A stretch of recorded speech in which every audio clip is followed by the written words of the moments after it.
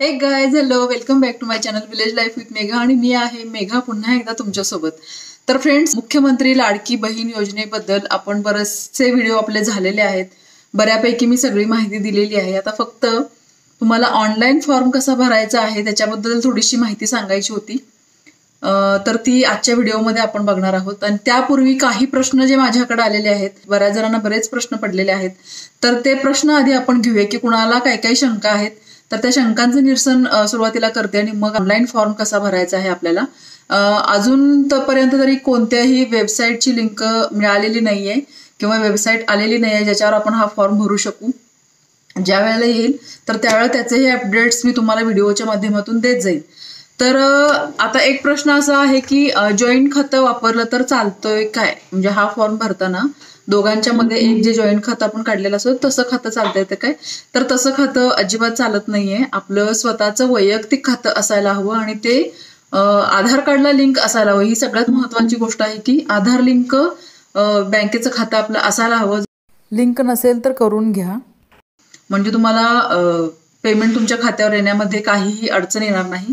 दुसरी गोष्ट, ration card बद्दल विचारतात की रेशन कार्डचं एक बाजू अपलोड केली तर चालते काय?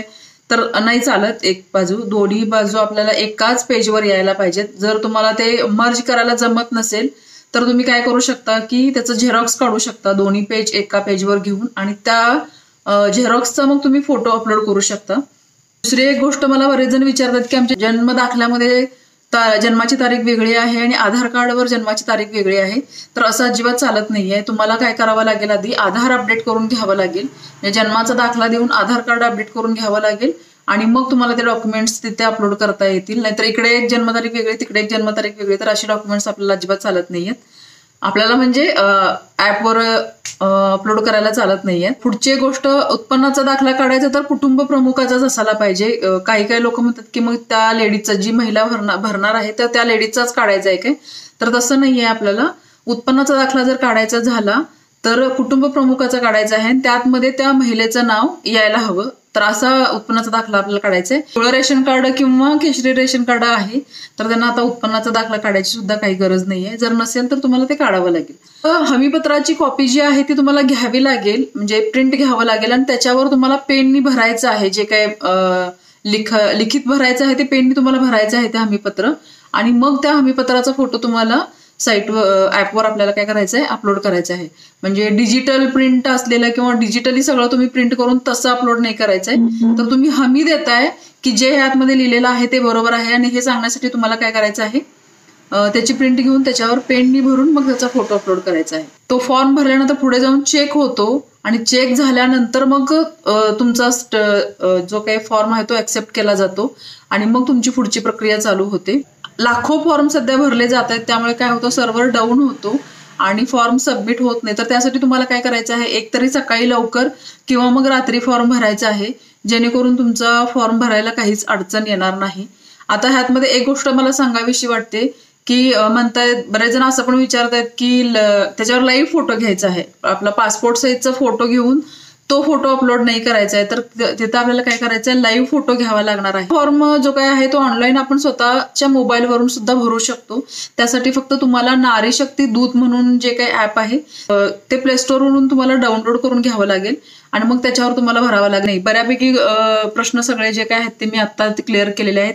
हे सोडून जर तुम्हाला अजून काही प्रश्न असतील तर तुम्ही कॉमेंट सेक्शन मध्ये ते विचारू शकता आणि त्या तुमचे सगळे प्रश्न एकत्र घेऊन मी पुन्हा एक व्हिडिओ बनवेन ज्याच्यामध्ये तुमच्या सगळ्या प्रश्नांचं निरसन केलं जाईल। तर आता आपण जाऊया, जे आपल्याला ऍप घ्यायचं आहे आणि त्याच्यावर ऑनलाईन फॉर्म कसा भरायचा आहे, तर ती प्रक्रिया जी काय आहे ती मी तुम्हाला सुरुवातीपासून दाखवते। तर आता आपण जाऊया स्क्रीनकडे। तर फ्रेंड्स, आता आपण आलेलो आहोत स्क्रीनवर मोबाईलच्या, आणि इथे आता आपण जातोय प्ले स्टोअरला, आणि प्ले स्टोअरवर आपल्याला काय शोधायचं आहे, नारी शक्ती दूत ऍप। तर फ्रेंड्स, इथे बघू शकता असा लोगो येतो आणि हे ऍप डाउनलोड करून घ्यायचं आहे, आपल्याला इन्स्टॉल करून घ्यायचं आहे। माझं इन्स्टॉलेशन कंप्लीट झालेलं आहे, इकडे दिसतंय ऍप आलेलं। आता आपण ते ओपन करूया। ओपन केल्यानंतर हा पहिला आपल्याला स्क्रीन अशी दिसते। आता इथं आपल्याला काय करायचंय, नेक्स्ट करायचंय, पुन्हा नेक्स्ट करायचंय, डन करायचं आहे. वाचत जायचं आहे आपल्याला आणि पुढे पुढे डन करत जायचं. आता इथं आपल्याला काय करायचं आहे, नंबर घालायचा आहे. आता हा मी नंबर घालून घेते. आधी आलेला OTP आपल्याला या बॉक्समध्ये घालायचा आहे आणि व्हेरीफाय OTP करून पुढे जायचं आहे.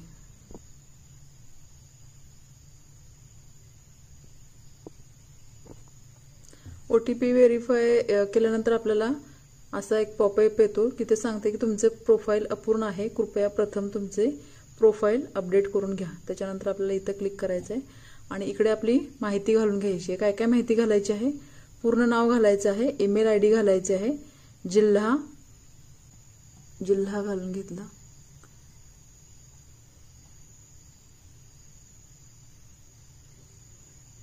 इकडे आपला तालुका घालून घेतला.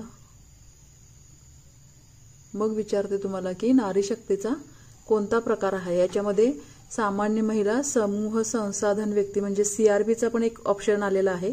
बचत गट अध्यक्ष, बचत गट सचिव, बचत गट सदस्य, गृहिणी, अंगणवाडी सेविका, ग्रामसेवक, वार्ड अधिकारी की सेतूमध्ये फॉर्म भरताय, ते कुठून भरताय ते इथं लिहायचं आहे. आपण CRP कडनं जर फॉर्म भरून घेत असाल तर ते CRP हा ऑप्शन घालेल आणि सामान्य महिला म्हणून जर फॉर्म भरत असाल तर आपल्याला सामान्य महिला निवडायचं आहे. आता आपलं प्रोफाईल पूर्ण लिहून झालेलं आहे. इकडे अपडेट सक्सेसफुली असा मेसेज येतो, म्हणजे आपलं प्रोफाईल कंप्लीट झालेलं आहे. तर फ्रेंड्स, असा दिसतो लोगो. ॲप ओपन करून घ्यायचं आहे. असा इंटरफेस दिसेल आपल्याला. इकडे आपल्याला मोबाईल नंबर टाकून घ्यायचा आहे आणि त्यांच्या टर्म अँड कंडिशन्स ज्या काय आहेत त्या ॲक्सेप्ट करायच्या आहेत आणि मग लॉग इन करून घ्यायचं आहे. मी नंबर टाकून लॉग इन करून घेते आणि मग पुढे दाखवते. त्यानंतर आपल्या मोबाईलवर एक येईल OTP आणि तो OTP आपल्याला खाली काय करायचं आहे, घालून घ्यायचं आहे.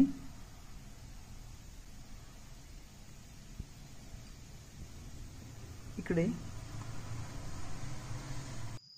व्हेरीफाय OTP करून घ्यायचं. पुढचं जे पेज येते तिथे पुन्हा मुख्यमंत्री लाडकी बहीण योजनेवर क्लिक करायचं आहे आपल्याला. तर फ्रेंड्स, तुम्ही बघू शकता की मेन जो अर्ज आहे तो हा आहे आणि हा ओपन झाल्यानंतर पहिल्यांदा इकडे मागते ज्या महिलेने फॉर्म भरलेला आहे त्या महिलेची माहिती इकडे घालायची आहे, म्हणजे नाव घालायचं आहे, महिलेचं पूर्ण नाव. जर मुलगी असेल तर इथे खाली वडिलांचं नाव येईल आणि जर महिला असेल तर इथे काय होणार, पतीचं नाव येणार. ते आपल्याला इथं घालून घ्यायचं आहे. पुढे आहे दिनांक. जन्मदिनांक कसा घालायचा आहे तर पहिल्यांदा दिनांक येणार, मग महिना आणि मग वर्ष. तर या स्वरूपात आपल्याला दिनांक घालून घ्यायचा आहे. इथे क्लिक केल्यानंतर असा इंटरफेस ओपन होतो. तर आता इथे क्लिक करायचं आपल्याला आणि वर्ष कोणतं आहे ते घालून घ्यायचं आहे, जे काय तुमचं असेल ते. मी फॉर एक्झाम्पल 93 घालून घेते आणि मग महिना कोणता असेल तर असं जन्मतारीख घालून घ्यायची आहे. आता इकडे तुम्हाला विचारायला आहे अर्जदाराचा पत्ता, जो आधारवर आहे तोच आपल्याला इकडे घालून घ्यायचा आहे. इथे लिहायचं आहे गाव, इकडे लिहायचे ग्रामपंचायत आपली कोणती आहे, इकडे आपल्या गावचा 6 अंकी पिनकोड घालायचा आहे, इथे पत्ता घालायचा आहे. पुन्हा इथे त्यांनी पत्ता विचारला आहे, पत्ता तो जो आधारवरचा आहे तोच घालायचा आहे आपल्याला इकडे. इकडे मोबाईल क्रमांक, इकडे 12 अंकी आपला आधार क्रमांक घालून घ्यायचा आहे. आता इथे त्यांनी विचारलं की शासनाच्या इतर विभागामार्फत राबवण्यात येणाऱ्या आर्थिक योजनेचा लाभ घेत आहात का. जर घेत असाल तर होय म्हणा, नसाल तर नाही म्हणा. जर घेत असाल तर किती रक्कम घेताय तुम्ही तेही विचारलेलं आहे त्यांनी. म्हणजे या दोन्हीमध्ये म्हणजे 1,500 जर इथं 500 घेत असाल तर उरलेला फरकाची रक्कम म्हणजे 1,000 रुपये तुम्हाला या योजनेतून भेटून जाईल. इथे आपल्याला तुम्हाला विचारलं आहे की वैवाहिक स्थिती तुमची काय आहे. जर विवाहित असाल तर विवाहित लिहा, अविवाहित असाल तर अविवाहित लिहा. इकडे बँकेचे डिटेल्स तुम्हाला घालायचे आहेत, जसं की बँकेचे पूर्ण नाव, बँकेच्या खातेधारकाचे नाव म्हणजेच महिलेचं नाव येणार आणि बँक खाते क्रमांक आणि IFSC कोड घालायचा आहे आपल्याला.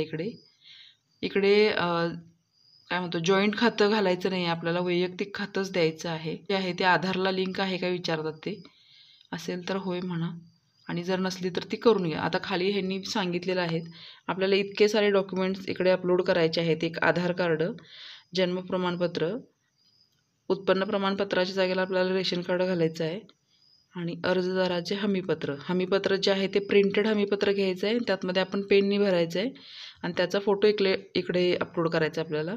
आणि इकडे बँक पासबुकचं पहिल्या पेजचा फोटो आणि इकडे काय करायचं आहे, अर्जदाराचा फोटो. आता फक्त फोटो तुम्हाला 5 MBच्या आतमध्ये अपलोड करायचे आहेत. जर शक्य झालं तर तुम्हाला मी त्याची लिंक देते, जिथे तुम्हाला फोटो तुम्हाला हव्या त्या MBमध्ये करून घेता येईल यासाठी. तर असा फॉर्म भरायचा आहे आणि शेवटी काय करायचं आहे आपल्याला, त्यांचे टर्म्स अँड कंडिशन जे काय आहेत ते ॲक्सेप्ट करायचे आहेत. आणि मग काय करायचं आहे, माहिती जतन करावर क्लिक केलं की तुमचं काय होणार आहे, इकडे आता मी माहिती भरली नाही म्हणून तो फॉर्म सबमिट होत नाही आहे. पण जर तुम्ही माहिती पूर्ण व्यवस्थित फॉर्मवर भरला की इकडे काय होणार आहे, तुमचा फॉर्म सबमिट होणार आहे.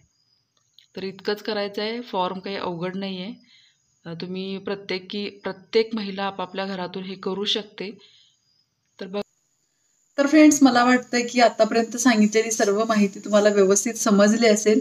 अजूनही काही शंका असतील तर तुम्ही कमेंट सेक्शनमध्ये विचारू शकता, ज्याचं मी निरसन करायचा पुरेपूर प्रयत्न करेन. आणि अजूनही काही अपडेट्स आल्या तर त्या मी तुम्हाला वेळोवेळी पोहोचवत जाईन तुमच्यापर्यंत व्हिडिओच्या माध्यमातून.